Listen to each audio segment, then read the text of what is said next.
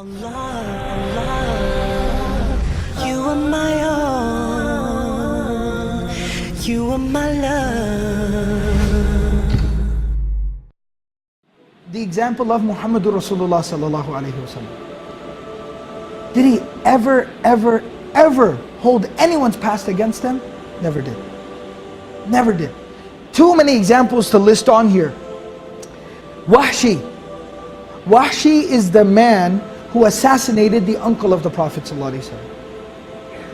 The death of the uncle, the murder of the uncle, the mutilation of the body of the uncle of the Prophet ﷺ is one of the moments in his life where the Sahaba say, it was one of the few times where we saw the Prophet ﷺ in such profound pain.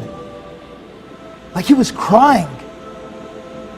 He was so deeply hurt that when they came back into Medina, the Battle of Uhud, many Muslims had died on that day. And he could hear different family members crying when they were receiving the news of the death of their family member. The Prophet ﷺ started to cry as they were walking into Medina, and he started to say, today there is somebody crying for everyone who's died. But there's nobody crying for my uncle, because my uncle's own family was the one who did this to him.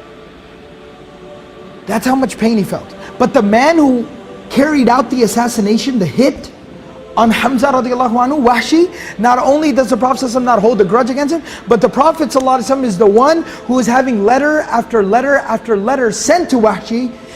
Tell Wahshi to become Muslim. Tell Wahshi to change his life. Tell Wahshi that he should accept Islam. Tell Wahshi that Allah will forgive him. That's how merciful the Prophet ﷺ was. That's how willing he was to overlook people's past. Hind, the woman who hired Wahshi to assassinate Hamza radiallahu anhu. And after he goes to her and he tells her the job is done, she goes down into the battlefield, she walks up to the dead body of Hamza lying there, she pulls out a dagger, she cuts his ears, his nose and his tongue out, strings them up and keeps them as a souvenir. This is a woman. She then takes the dagger, puts it in his body, rips his body open, pulls out his internal organs and mutilates his body. This is a woman. She takes his clothes and rips his clothes off and completely exposes his body. A woman who did this. That's how much he hated the Prophet ﷺ. And that's how horrible, what a horrible act she had done to the Prophet ﷺ and his uncle. But on the day of Fatih Makkah, the Prophet ﷺ doesn't do anything to her. And when she comes to the Prophet ﷺ to accept Islam, ahlan wa sahlan, marhaban bikum. He welcomes her, gives her the shahada, allows her to become Hind radiallahu anha. A companion, a female companion of the Prophet ﷺ. And the stories go on and on of the killing of dozens of Muslims on the day of Uhud. All of these people, they were embraced with open arms.